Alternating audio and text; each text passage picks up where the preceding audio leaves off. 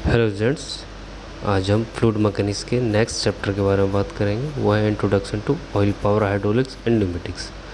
Hydraulic system और pneumatic system में इतना अंतर है कि हाइड्रोलिक सिस्टम में हम तरल पदार्थ यूज़ करते हैं और न्यूमेटिक सिस्टम में हम कंप्रेस्ड एयर यानी संपीड़ित वायु का प्रयोग करते हैं पावर ट्रांसमिशन के लिए। तो इसका इंट्रोडक्शन है, उद्योग में जब भी हमें कोई एनर्जी एक पॉइंट से दूसरे पॉइंट पर स्थानांतरित करनी होती है तो उसके लिए 3 विधियां हैं। पहला है यांत्रिक विधि, जैसे गियर, चैन, बेल्ट। दूसरा है विद्युत विधि, जिसमें तारों के माध्यम से ट्रांसमिशन होता है। तीसरा है द्रव में शक्ति का संचरण, एक सीमित स्थान में तरल पदार्थ या गैस के माध्यम से, यानी कोई सीमित स्थान है उसमें तरल या गैस के माध्यम से जो पावर ट्रांसमिशन होती है वो द्रव शक्ति के अंतर्गत आती है, यानी हाइड्रोलिक पावर के अंदर। अब आगे हम हाइड्रोलिक सिस्टम और न्यूमेटिक सिस्टम इसी के अंतर्गत पढ़ेंगे। अगला है fluid power and it's scope, यानी द्रव शक्ति और उसका कितना स्कोप है, उसका क्षेत्र। द्रव शक्ति वह तकनीक है जो एक सीमित प्रणाली में दबाव वाले तरल पदार्थ के उपयोग के साथ यांत्रिक प्रणाली के उत्पादन यानी प्रोडक्शन, नियंत्रण यानी कंट्रोल, संचरण और गति से संबंधित है। तरल पदार्थ और गैस दोनों को तरल पदार्थ मान लिया जाता है इसमें। ऑयल हाइड्रोलिक, जो तेल हाइड्रोलिक है, दबाव वाले तरल पेट्रोलियम तेलों और सिंथेटिक तेलों को प्रयोग करता है। यानी जो हमारा ऑयल हाइड्रोलिक सिस्टम है उसमें क्या होता है, हमारे जो पेट्रोलियम तेल यूज़ होते हैं या सिंथेटिक ऑयल यूज़ होता है। और न्यूमेटिक सिस्टम में हमारे संपीड़ित एयर या हवा का प्रयोग होता है। हाइड्रोलिक सिस्टम कैसे काम करता है? हाइड्रोलिक सिस्टम पास्कल लॉ पे काम करता है कि अगर हम किसी द्रव पर एक तरफ से प्रेशर लगाएं तो वो हर डायरेक्शन में यूनिफॉर्मली डिस्ट्रीब्यूट होगा। सभी हाइड्रोलिक सिस्टम एक मूल सिद्धांत पर काम करते हैं कि एक बिंदु पर लगाया गया बल एक द्रव के माध्यम से दूसरे बिंदु पर ट्रांसफ़र होता है। इसके लिए काम करने के लिए तरल पदार्थ, जो आमतौर पर तेल होता है, असंपीड्य होने चाहिए, यानी इनकम्प्रेसिबल, जिसे हम दबा ना सकें। यानी इसका मतलब ये है कि दबाव लगने के बाद इसकी जो मात्रा है वो बदलनी नहीं चाहिए। अब इसकी एप्लीकेशन कहाँ कहाँ है, मतलब कहाँ कहाँ ये प्रयोग होता है? मशीन और उपकरण को स्थानांतरण की लाइन में, यानी लिफ्ट उठाने वाले उपकरण में, मेटल फॉर्मिंग में, प्लास्टिक मशीन जैसे इंजेक्शन मोल्डिंग में, रोलिंग मशीन में, लिफ्ट में, फूड प्रोसेसिंग में, यहाँ इनका इस्तेमाल होता है। न्यूमेटिक सिस्टम वो है जिसमें हम तरल पदार्थ के रूप में क्या, कंप्रेस्ड एयर यानी संपीड़ित गैस को लेते हैं और जो आमतौर पर क्या है, हवा का प्रयोग करते हैं, और जिससे हम ऊर्जा पैदा करते हैं और एक बिंदु से दूसरे बिंदु तक हम ऊर्जा का स्थानांतरित करते हैं। पास्कल का नियम क्या है? एक बंद कंटेनर में तरल पदार्थ पर लगाया जाने वाला दबाव द्रव के सभी बिंदुओं पर समान रूप से प्रसारित होता है और कंटेनर की सभी दिशाओं में कार्य करता है। पास्कल का नियम ठोस और द्रव दोनों पर लागू होता है। जैसे इस डायग्राम में देख रहे हैं, हम यहाँ पर बीच में फ्लूइड भरा है, अगर हम एक साइड से प्रेशर लगाएं और ये दूसरी साइड से सेम प्रेशर से ही ऊपर उठेगा, जो लिफ्ट है, गाड़ी को उठा रहा है। तो यही पास्कल का लॉ है जिसके ऊपर हाइड्रोलिक सिस्टम कार्य करते हैं। इसका प्रयोग कहाँ होता है? हाइड्रोलिक लिफ्ट में, हाइड्रोलिक जैक में, हाइड्रोलिक ब्रेक में, हाइड्रोलिक पंप में। अब है कंपोनेंट ऑफ हाइड्रोलिक सिस्टम, मतलब हाइड्रोलिक सिस्टम में कौन कौन से कंपोनेंट होते हैं, यानी घटक जिसे कहते हैं। हर प्रणाली जो दाब वाले असंपीड्य हाइड्रोलिक तरल, यानी असंपीड्य हाइड्रोलिक जिसको हम दबा ना सकें, तरल पदार्थ का उपयोग करके ऊर्जा स्थानांतरित करती है, एक हाइड्रोलिक प्रणाली कहती है, यानी उसे हम हाइड्रोलिक सिस्टम कहते हैं जिसमें कोई हाइड्रोलिक तरल पदार्थ यूज होता है। यह पास्कल के नियम के सिद्धांत पर कार्य करती है, जो हम ऊपर पढ़ चुके हैं। इसका मतलब जब एक कंटेनर में संग्रहित हाइड्रोलिक द्रव पर दबाव डाला जाएगा तो इस सभी दिशाओं में समान रूप पर वितरित होता है। इस ऊर्जा हस्तांतरण के परिणाम स्वरूप उत्पादित हाइड्रोलिक ऊर्जा का उपयोग सामान उठाने, रखने और स्थानांतरित करने में होता है। अब इसके मुख्य घटक कौन कौन से? पहला है देखो हाइड्रोलिक सिस्टम का रिजर्वायर ऑयल टैंक, यानी जो हमारा टैंक है जिसमें तेल भरा होता है। जलाशय में एसएमपीटी द्रव होता है जो आमतौर पर हाइड्रोलिक तेल होता है। यह द्रव को दूषित होने से बचाता है, जो हाइड्रोलिक सिस्टम को बेहतर ढंग से काम करने के लिए सुनिश्चित करने के लिए महत्वपूर्ण है। अगला है पाइप। पाइपिंग एक साधारण परंतु महत्वपूर्ण उपकरण है जो अंदर से खोखली होती है। ये सिस्टम के अंदर हाइड्रोलिक द्रव को एक स्थान से दूसरे स्थान तक ले जाती है। तीसरा है हाइड्रोलिक पंप। जो हाइड्रोलिक पंप हैं उनकी जो भूमिका है क्या है कि तरल पदार्थ को जलाशय से, यानी जो हमारा रिजर्व टैंक है वहाँ से बाकी सर्किट में यानी पूरे सिस्टम में प्रवाह करने का इनका काम है। सबसे पहले जो पंप है, पंप के इनलेट पर एक वैक्यूम बनाता है जो तरल पदार्थ को जलाशय से पंप में ले जाता है। इसके बाद पंप द्रव को पंप आउटलेट में पुश करता है और फिर इसे बाकी हाइड्रोलिक सिस्टम में प्रवाह करता है। विभिन्न प्रकार के हाइड्रोलिक पंप होते हैं जो डिफरेंट टाइप के। एक है फिक्स डिस्प्लेसमेंट पंप, जिसे कहते हैं निश्चित विस्थापन पंप। ऐसे पंप होते हैं कि इन पंप्स में एक अपरिवर्तनीय प्रवाह दर होती है, यानी इनवेरिएंट, यानी इनका जो प्रवाह होता है वो कांस्टेंट होता है। इसलिए प्रत्येक स्ट्रोक समान मात्रा में द्रव को स्थानांतरित करता है, यानी हर बार सेम डिस्चार्ज ही इनसे मिलेगा। अगला है परिवर्तनीय विस्थापन यानी वेरिएबल डिस्प्लेसमेंट। ये पंप द्रव की प्रवाह दर और आउटलेट दबाव को बदल सकते हैं, यानी इनके जो डिस्चार्ज है और उनका जो प्रेशर है वो बदलता रहता है। वे विभिन्न जटिल उपकरणों को शक्ति प्रदान कर सकते हैं, लेकिन वे अधिक महंगे हैं और निश्चित विस्थापन पंपों की तुलना में अधिक ध्यान रखना पड़ता है इनका। सी है हैंड और मैनुअल हाइड्रोलिक पंप। ये हाथ और मैनुअली संचालित किए जाते हैं। चौथा है पावर सोर्स यानी शक्ति का स्रोत।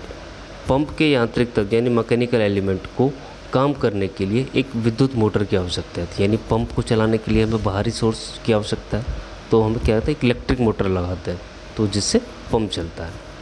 अब है हाइड्रोलिक एक्चुएटर। हाइड्रोलिक एक्चुएटर वह घटक है जो वांछित क्रिया को प्राप्त करने के लिए द्रव में हाइड्रोलिक पावर को यांत्रिक शक्ति में बदलता है, यानी जो द्रव की हाइड्रोलिक एनर्जी है उसको मैकेनिकल एनर्जी में एक्चुएटर बदलता है। हाइड्रोलिक एक्चुएटर हाइड्रोलिक ऊर्जा को यांत्रिक ऊर्जा में परिवर्तित करता है। इसके टाइप हैं, दो टाइप हैं, तो सिलेंडर और मोटर। तो हाइड्रोलिक सिलेंडर एक यूनिडायरेक्शन यानी सीधी रेखा में गति जो एक ही डायरेक्शन में चल सके उसको उसी दिशा में बल उत्पन्न करता है, इसलिए इन्हें लीनियर मोशन एक्चुएटर भी कहते हैं। एक हाइड्रोलिक मोटर एक अन्य प्रकार का एक्चुएटर डिवाइस है जो हाइड्रोलिक ऊर्जा को घूर्णन यांत्रिक ऊर्जा में परिवर्तित करता है, यानी जो रोटेशन मैकेनिकल एनर्जी में। हाइड्रोलिक मोटर हाइड्रोलिक दबाव और प्रवाह को टॉर्क और कोणीय विस्थापन या रोटेशन में परिवर्तित करता है। वाल्व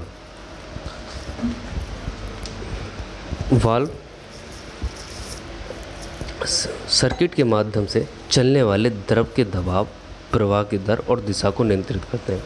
वाल्व का काम क्या है? जो सर्किट के अंदर जो हमारा सिस्टम है हाइड्रोलिक सिस्टम, उसके अंदर जो द्रव बह रहा है तो उसके प्रेशर और उसके रेट ऑफ फ्लो यानी प्रवाह की दर और उसका डायरेक्शन को नियंत्रित करता है। और अलग अलग कार्य के लिए अलग अलग वाल्व यूज़ होते हैं, जैसे प्रेशर कंट्रोल वाल्व। तो प्रेशर कंट्रोल वाल्व कहाँ होती है? नाम से पता लग रहा है, दबाव को नियंत्रण करने के लिए हम प्रेशर कंट्रोल वाल्व लगाते हैं। एक है प्रेशर रिलीफ वाल्व।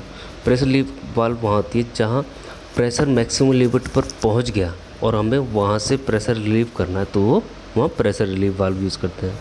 यह सामान्य रूप से बंद रहता है, लेकिन तब खुलता है जब सिस्टम का दबाव अधिकतम मान से अधिक हो जाता है। तब सिस्टम के दबाव को अधिकतम स्तर से नीचे लाने के लिए हम इसे प्रेशर रिलीफ वाल्व का प्रयोग करते हैं। अब है प्रेशर रिड्यूसिंग वाल्व यानी दबाव कम करने वाला वाल्व। एक अन्य प्रकार का वाल्व है जिसे दबाव कम करने वाला वाल्व कहते हैं। सिस्टम के एक विशेष क्षेत्र में यानी किसी पर्टिकुलर एरिया में प्रवाह को रोकता है, यानी किसी एक पर्टिकुलर एरिया में अगर हमें फ्लूइड का फ्लो रोकना है तो हम प्रेशर रिड्यूसिंग वाल्व का यूज़ करते हैं। एक है सीक्वेंसिंग वाल्व, यह सुनिश्चित करता है कि दूसरे के सक्रिय होने से पहले सिस्टम के एक हिस्से में एक निश्चित स्तर पर दबाव पहुंच गया। यानी अगर हमें दूसरे हिस्से में प्रेशर इंक्रीज़ करना है तो हम ये सुनिश्चित कर लें कि उससे पहले वाले हिस्से पर, पार्ट पर वो जो प्रेशर है वो अपनी निश्चित मात्रा में पहुंच गया हो।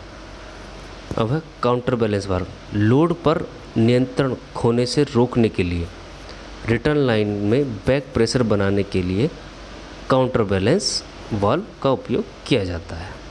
अगला है फ्लो कंट्रोल वाल्व, यानी प्रवाह नियंत्रण वाल्व।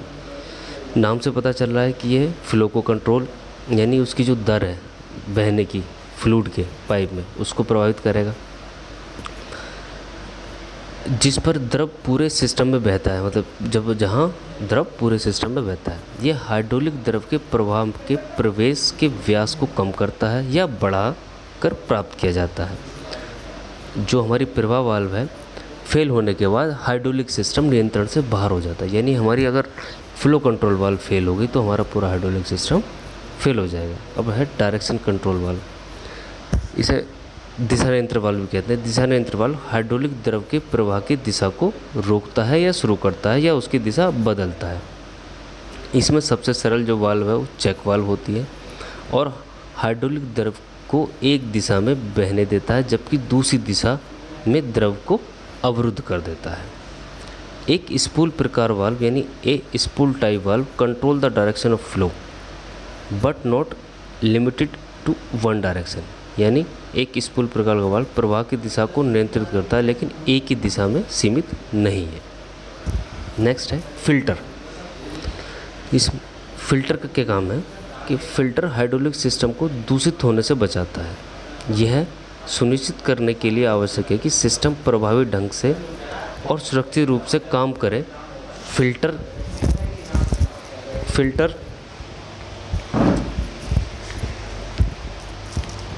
के बिना हाइड्रोलिक सिस्टम के घटक जल्दी खराब हो सकते हैं और पाइप अवरुद्ध हो सकते हैं। यानी पाइप में धूल के कण या कोई गंदगी आ जाएगी तो पाइप बंद हो जाएगा।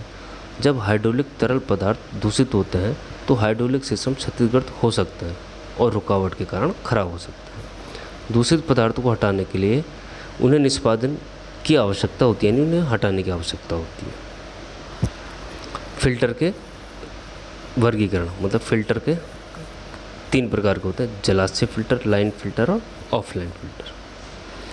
8वां है संचायक यानी एक्यूमुलेटर। संचायक ऐसे उपकरण होते हैं जो दबाव में हाइड्रोलिक द्रव को संग्रहित करते हैं, यानी प्रेशर में जो हमारा फ्लूइड है उसे संग्रहित करते हैं, यानी स्टोर करके रखते हैं अंडर प्रेशर।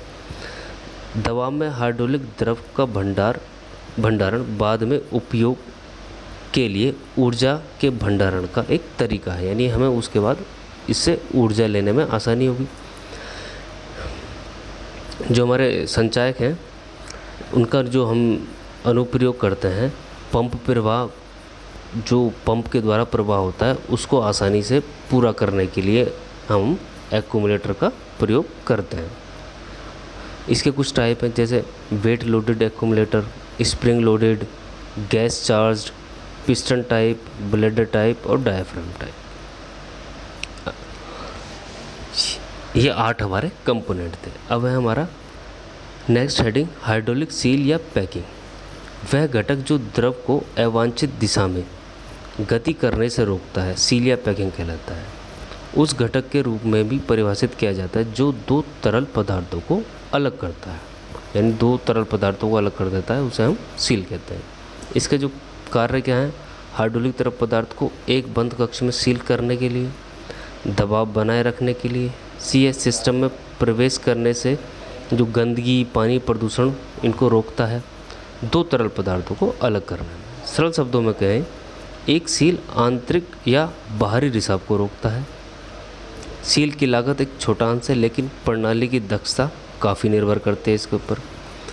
सील से जुड़ी हुई समस्याएं, लीक हुए तरल पदार्थ की बर्बादी, अगर सील खराब हो जाए या नहीं पता लगे तो तरल पदार्थ रिसाव होता है, आग का खतरा रहता है, फिसलन का खतरा रहता है और उपकरणों में गंदगी आदि भर जाती है और पर्यावरण भी दूषित हो जाता है। इसके पदार्थ, हाइड्रोलिक सील के विभिन्न पदार्थ हैं, जैसे पॉलीयूरेथेन, रबर, PTFE, ये इन आदि से बनाई जाती है। द्रव के प्रकार, दबाव, द्रव रासायनिक अनुकूलता या तापमान के कारण पदार्थ का प्रकार विशिष्ट परिचालन स्थिति या सीमाओं द्वारा निर्धारित किया जाता है। यानी हमें कैसा पदार्थ लेना है, तो ये फ्लूइड के टाइप के और उसके प्रेशर पर डिपेंड करता है कि हम कैसा फ्लूइड, कैसा पदार्थ लेंगे।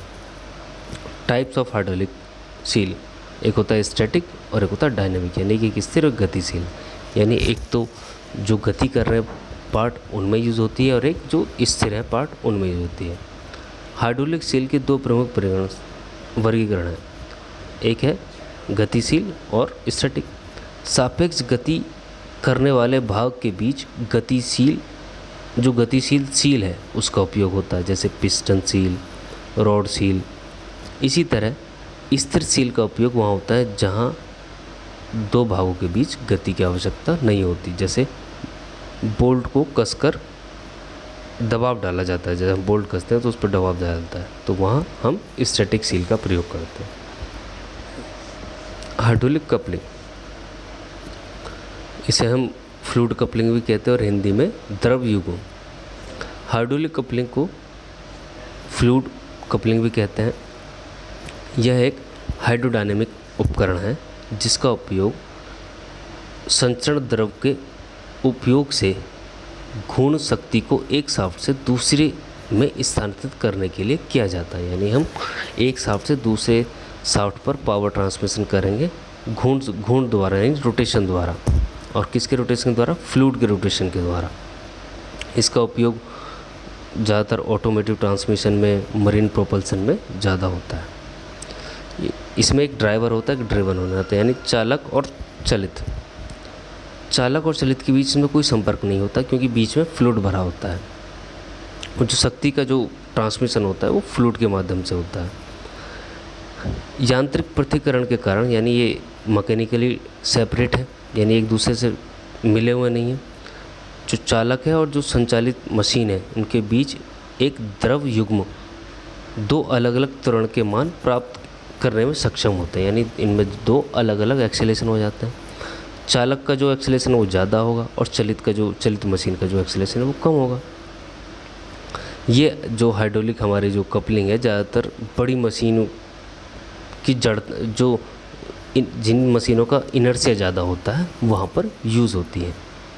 इसका हाइड्रोलिक कपलिंग के सिद्धांत क्या है कार्य करने का? जैसे ही प्राइम मूवर चलता है यह कपलिंग के इम्पेलर को घुमाता है। इम्पेलर एक सेंट्रीफ्यूगल पंप के रूप में कार्य करता है और द्रव को बाहर की ओर फेंकता है और इसे टरबाइन ब्लेड की ओर निर्देशित करता है। जैसे ही उच्च गतिमान द्रव टरबाइन ब्लेड से टकराता है यह भी घूमने लगता है। ब्लेड पर प्रहार करने के बाद द्रव की दिशा बदल जाती है और इसे सेंट्रीफ्यूगल पंप की ओर निर्देशित किया जाता है। टरबाइन के ब्लेड इस तरह से डिज़ाइन किया जाता है कि आसानी से द्रव की दिशा बदल सके। जैसे जैसे इम्पेलर की गति बढ़ती है टरबाइन की गति भी बढ़ती है। कुछ समय बाद इम्पेलर और टरबाइन दोनों की गति समान हो जाती है। इस प्रकार हाइड्रोलिक कपलिंग के उपयोग से एक शाफ्ट से दूसरे शाफ्ट में शक्ति का संचारण होता है। और इसके मुख्य भाग हैं, केसिंग है जो इसके ऊपर है वो केसिंग, इम्पेलर जो इनपुट टरबाइन से या इनपुट पंप से सेंट्रीफ्यूगल पंप से जुड़ा है वो इम्पेलर, और टरबाइन जो आउटपुट हमें पावर देती है वो टरबाइन।